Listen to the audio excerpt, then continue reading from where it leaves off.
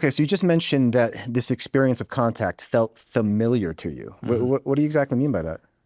My personal understanding is just what I felt with myself was that maybe this is one that I've contacted several times doing this approach. It's the same being, it may be the same craft. I mean, because what people have to understand is that the craft itself also have a consciousness to it. This is how the non-humans are actually able to interface with it, to pilot it and to control it, because some people have speculated, I can't verify whether this is actual or not, is that they said there's no control panels, there's no joysticks, right? That you have to pilot something like an aircraft, for example, has a joystick that we can manipulate to get the airplane to respond that we need to, or the helicopter. They are doing this through their consciousness, through their means of how they are able to do that, to interface with the craft. They don't have to manipulate it physically, it's just through consciousness. Oh, wow. But when you say familiar, like the first time it felt familiar to you, or repeated attempts? Attempts felt familiar. But the first time it was like an unusual connection that you never felt before? Correct. Okay, thanks for clarifying Absolutely. that. And then I know I've heard many times the crafts are conscious as well. And when you're connecting to them, do you feel like you're connecting to the craft itself or the occupants inside of it, or both? Or some of these craft probably don't have occupants. They're probably like autonomous drone type machines. There are reports that has happened. There are, I know for a fact that some of the psionics, including me making contact to self, they can pilot a UAP. They can connect to it and pilot it and move it over here. That's like one of the craziest things. What we're trying to do is use that same type of principle to get it to land. But we're not trying to take them down in a hostile manner. We're trying to get them to land. Yeah. That way we can establish a connection.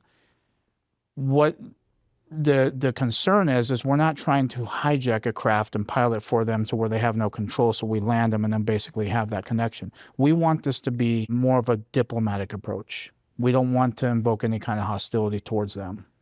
And it's ironic, it's weird to say this, because living in a normal life, you can't have this conversation with people to understand that you can pilot a UAP. I've tried, yeah. Oh, yeah. But these psionics, they know how to do that.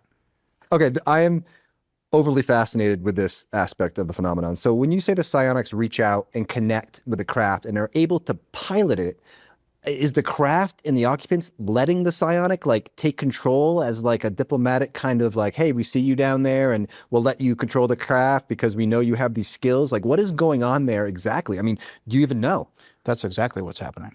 Oh, well, I know that. It is a diplomatic approach. That's why we have to be careful, because we won't want their interpretation to be that we're trying to take the craft from them. Yeah, we're not trying to do that.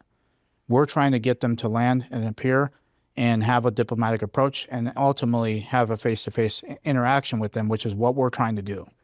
We get that result, that is world-breaking. Oh, it's historic. Now, my understanding in the programs is that they are doing that same result, but they're doing it in some ways where it is a diplomatic approach. And it depends on the type of faction that's involved. Then you have the faction that gets involved that wants their technology, so they will either hijack it to where they move it to a certain direction and they use a directed energy weapon at them to take it down. Oh, so they almost trick them for a second and be like, oh, we're being friendly, because I don't imagine they can actually hijack the craft. The psionics used in the programs are having a genuine connection with that being. The problem is that they are taking that UAP, piloting over to a certain area. Now, granted, these P3s is what they're referred to as. They're also under some sort of drug cocktail that allows them to work more efficiently, but it's also a little bit more dangerous.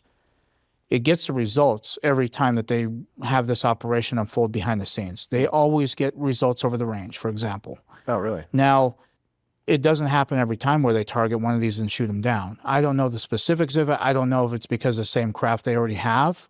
It's the same being or whatever it might be. So they're like, okay, let it go. We already have a lot of these. Or there's another ship that they don't have access to, or some type of technology.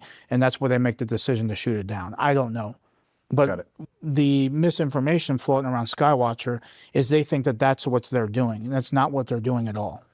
We're doing this in a peaceful approach, such as wanting the diplomatic approach without having to use any kind of weapon systems. Now, I will say this. There are some agencies involved, government, and I'm not going to name them because I'm not allowed to, but I will say that they're alongside us. If we were to utilize any kind of threats towards non-human intelligence or use any kind of exotic technology to take them down, we would be in trouble by these agencies doing that because it is illegal.